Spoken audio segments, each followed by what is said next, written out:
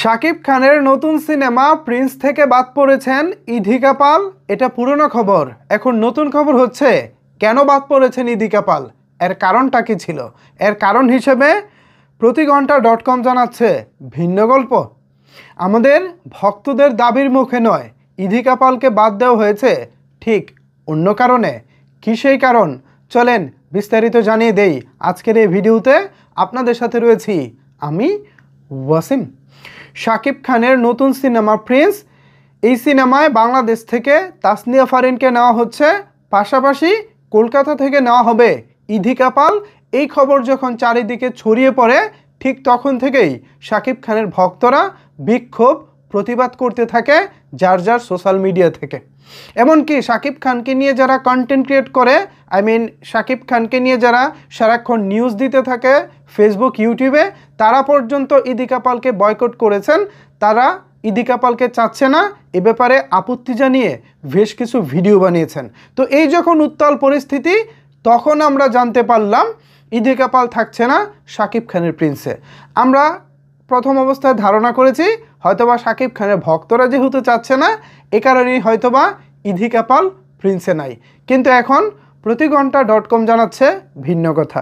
প্রতিঘন্টা.com-এর এই মুহূর্তে আমার যে খবরটি আমার সামনে রয়েছে, এখানে তারা উল্লেখ করেছে প্রিন্স সিনেমায় শাকিব খানের বিপরীতে প্রায় 30 লাখ টাকা পারিশ্রমিক হাঁকিয়েছেন ইধিকা পাল। ফলে ইধিকা পালকে না নিয়ে বিকল্প চিন্তা করছে প্রিন্স টিম। সব ঠিক থাকলে তাসনিয়া ফারিনই হতে পারেন সিনেমার মূল নায়িকা। তার মানে কি, এখানে যেটা বলতেছে এর মানে হচ্ছে 30 লাখ টাকা যদি ইধিকা পাল পারিশ্রমিক দাবি করেন, সেটা বাংলাদেশি টাকায় অলমোস্ট প্রায় 45 লাখ টাকার উপরে চলে আসবে, বা 45 লাখ টাকার কাছাকাছি। এত টাকা দিয়ে ইধিকা পালকে নেওয়ার তো আসলে কোনো মানে হয় না। এই পত্রিকার নিউজ অনুযায়ী আমি আমার ধারণা যেটা করতেছি, পত্রিকার নিউজটা যদি সত্যি হয়, তাহলে 45 লাখ টাকা দিয়ে ইধিকা পালকে নেওয়ার আসলেই কোনো মানে হয় না। এই যে Shakib Khan pan Indian cinema দরদ করেছেন, দরদে বলিউড নায়িকা সোনাল চৌহান ছিলেন। আমার মনে হয় সোনাল চৌহানের পারিশ্রমিকও 45 লাখ টাকা ছিল না, তার পারিশ্রমিকও হয়তো আরও কম ছিল। সেখানে ইধিকা পাল কীভাবে 30 লক্ষ রুপি, যেটা বাংলাদেশি টাকায় প্রায় 45 লক্ষ টাকা হয়, এত টাকা তিনি দাবি করেন? এটা আসলে গ্রহণযোগ্য না। আমি শুরুতে ভেবেছিলাম ভক্তদের দাবির প্রেক্ষিতে, ভক্তদের আপত্তির মুখে হয়তোবা প্রিন্স টিম ইধিকা পালকে বাদ দিয়েছেন বা বাদ দিতে যাচ্ছেন। কিন্তু এখন যেটা শুনলাম, তাহলে পারিশ্রমিকের বিষয়টা এখানে মোটামুটি একটা ফ্যাক্ট হয়ে দাঁড়িয়েছে।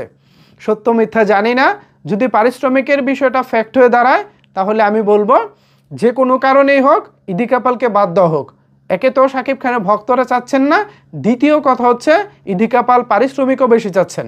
যে পাখি ইধিকা পালকে উড়তে শিখিয়েছে, আজকে সে পাখিকেই ইধিকা পাল টাটা ভাই ভাই বলতেছে। এত টাকা পারিশ্রমিক চাওয়া মোটেও ভালো কিছু না, বা আমাদের ঢাকায় সিনেমা এত টাকা পারিশ্রমিক দেওয়ার মতো এই মুহূর্তে সামর্থ্যও রাখে না, কারণ আমাদের ইন্ডাস্ট্রির অবস্থা আপনারা সবাই জানেন। সো এই ছিল মূলত ইধিকা পালের থাকা না থাকা বা এই মুহূর্তের গুঞ্জন নিয়ে আপাতত সর্বশেষ আপডেট। এখন এ বিষয়ে আপনাদের মতামত জানতে চাই, নিচের কমেন্টস বক্সটা আপনাদের জন্য ওপেন রইল। ধন্যবাদ সবাইকে এতক্ষণ আমার সাথে থাকার জন্য।